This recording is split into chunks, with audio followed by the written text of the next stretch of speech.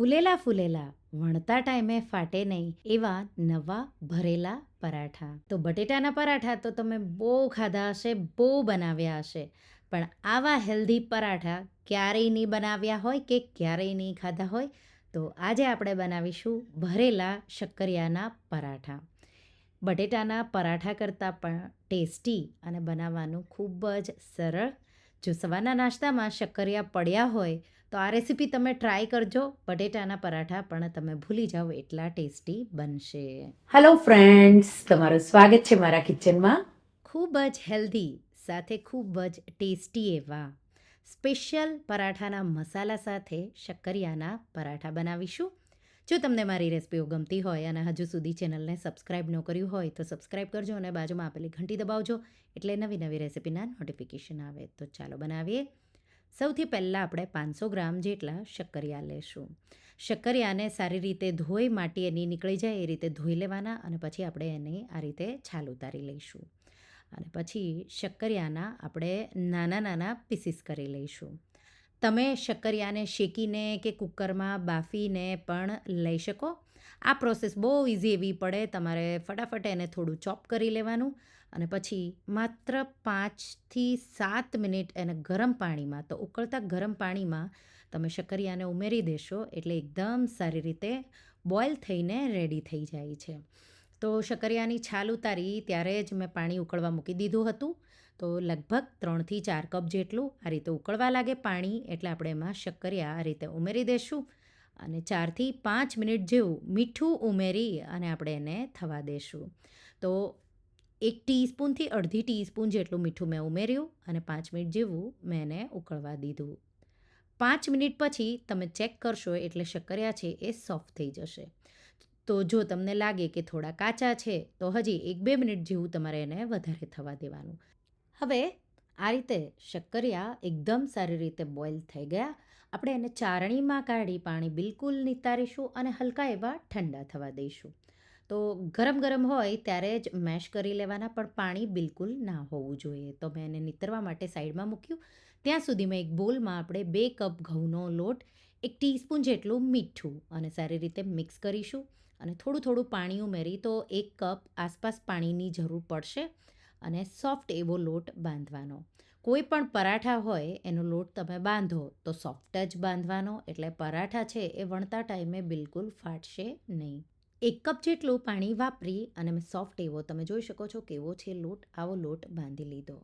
થોડું અમથું તેલ ઉમેરી લોટને પાછો ખૂબ જ સારી રીતે 2-3 મિનિટ જેવો મસળી લઈશું. જેટલો લોટ મસળશો અને અગાઉથી થોડો લોટ બાંધીને રાખશો એટલા જ પરાઠા તમારા ખાવામાં સોફ્ટ બનશે. તો આ રીતે લોટ મેં મસળી રેડી કર્યો. ઢાંકી અને 10 મિનિટ જેવું રેસ્ટ થવા દઈશું.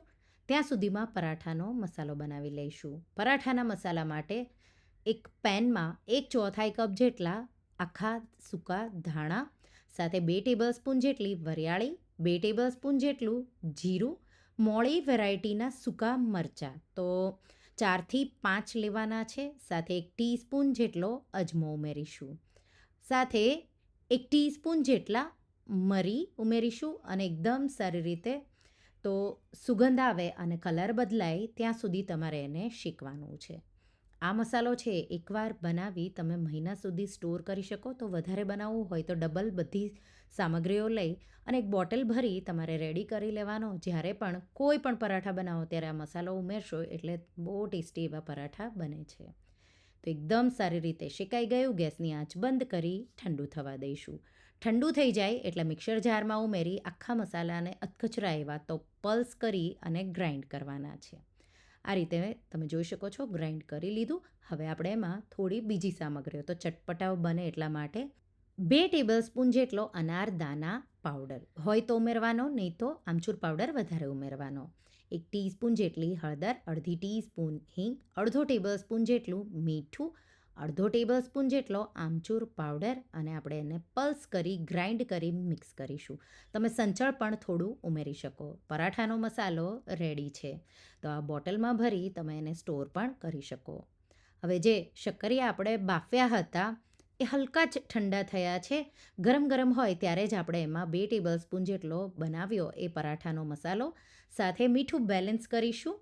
2થી 3 લીલા મરચાં ઝીણા ઝીણા ચોપ કરેલા, 1 ટીસ્પૂન ખમણેલું આદું અને અડધો કપ જેટલા લીલા ધાણા ઉમેરી અને પછી આપણે એને મેશ કરી એકદમ સારી રીતે સ્મૂધ એવું મિશ્રણ તમારે કરી લેવાનું છે. તો આ રીતે પરફેક્ટ એવું મેં રેડી કરી લીધું. મિક્સ કરી સારી રીતે તમારે એમાંથી એક સરખા, તો જો નાના પરાઠા બનાવો તો 10થી 12 જેટલા અને મોટા બનાવો તો 8 જેટલા તમારે એના આ રીતે સ્ટફિંગના ગોળા રેડી કરી લેવાના. એટલે તમને વણવામાં બહુ ઇઝી પડશે આ રીતે. એ જ રીતે લોટને પણ ખૂબ જ સારી રીતે મસળી અને આપણે એના પણ લુવા રેડી કરી લઈશું. અહીંયા લોટ તમે જોઈ શકો છો સોફ્ટ એવો છે અને આ તમને વણવામાં પણ બહુ ઇઝી પડશે અને પરાઠા બહારથી સોફ્ટ પણ બહુ જ થશે. તો જો નાના પરાઠા બનાવો તો 10થી 12 નહીં તો પછી આ રીતે 8 જેટલા તમારે લુવા રેડી કરી લેવાના.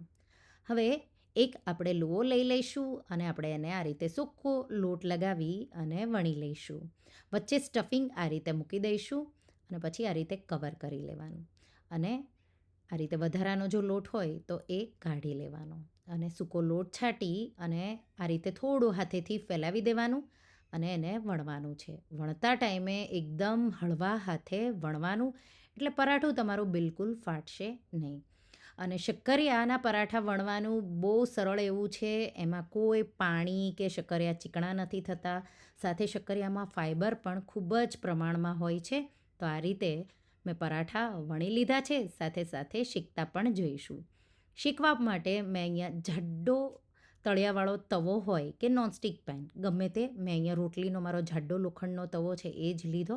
હલકો ગરમ કરી મેં એને પહેલાં થોડું ઘી ફેલાવ્યું, પછી આ રીતે પરાઠું ઉમેરી અને એને 1.5 મિનિટ જેવું શેક્યું. ગેસની ફ્લેમ હંમેશા તમારે મીડિયમ જ રાખવાની છે. અને પછી આ રીતે ફ્લિપ કરીશું. એક સાઈડથી ઘી લગાવી બીજી સાઈડ પણ ઘી કે તેલ પણ તમે લગાવી શકો. આ રીતે એકદમ સારી રીતે એક સાઈડથી શેકાઈ જાય એટલે પાછું આપણે એને ફ્લિપ કરીશું અને તમારે એકદમ સારી રીતે એને થવા દેવાનું. થોડી વાર માટે હું ફ્લેમ હાઈ કરીશ એટલે પરાઠું તમારું એકદમ ફૂલેલું પરફેક્ટ એવું બનશે. આ રીતે પરાઠું રેડી છે. પરાઠાને આપણે બહાર કાઢી લઈશું. તો આવી ડિઝાઇન આવી જાય એટલે તમારે પરાઠાને કાઢી લેવાનું. એ જ રીતે આપણે બધા જ પરાઠા શેકી લઈશું. આ પરાઠા છે બટેટાના પરાઠા કરતાં પણ ખાવામાં ટેસ્ટી. મેં આમાં ડુંગળી નથી ઉમેરી, તમે ડુંગળી પણ ઉમેરી શકો. માત્ર શક્કરિયું અને સિમ્પલ એવો આ મસાલો પરાઠા છે એટલા ટેસ્ટી લાગે છે કે તમે બટેટાના પરાઠા પણ ભૂલી જશો. તો પરાઠા તો તમે અલગ અલગ વેરાયટીના બહુ ખાધા. શું તમે ક્યારેય શક્કરિયાના આવા પરાઠા એ પણ ફૂલેલા ટેસ્ટી ખાધા છે? તો એકવાર તમે મારી રીતે આ પરાઠાની રેસીપી ટ્રાય કરજો. તમે વારંવાર બનાવશો. સાથે શક્કરિયું ખૂબ જ હેલ્ધી છે, તો બાળકોના લંચ બોક્સમાં તમે અઠવાડિયામાં એકવાર આપી શકો. સવારના નાસ્તામાં પણ ખાઈ શકો. મોસ્ટલી ડાયટ કરતા હોય એ લોકો શક્કરિયા વધારે ખાતા હોય છે. તો તમે લોટનું પ્રમાણ એકદમ ઓછું રાખી સ્ટફિંગ ખૂબ જ પ્રમાણમાં લઈ અને એકવાર આ રીતે પરાઠાની રેસીપી ટ્રાય કરજો અને મને કમેન્ટમાં કહેજો કે તમને આ શક્કરિયાના પરાઠાની રેસીપી કેવી લાગી. તો તમને આ રેસીપી કેવી લાગી મને કમેન્ટમાં જરૂરથી જણાવજો. અને હા, જો રેસીપી ગમી હોય તો વિડીયોને લાઇક કરજો, શેર કરજો અને મારા ચેનલને સબસ્ક્રાઇબ કરજો. અને આવી જ નવી રેસીપીઓ માટે તમે બેલ આઇકોન બટનને પ્રેસ કરજો.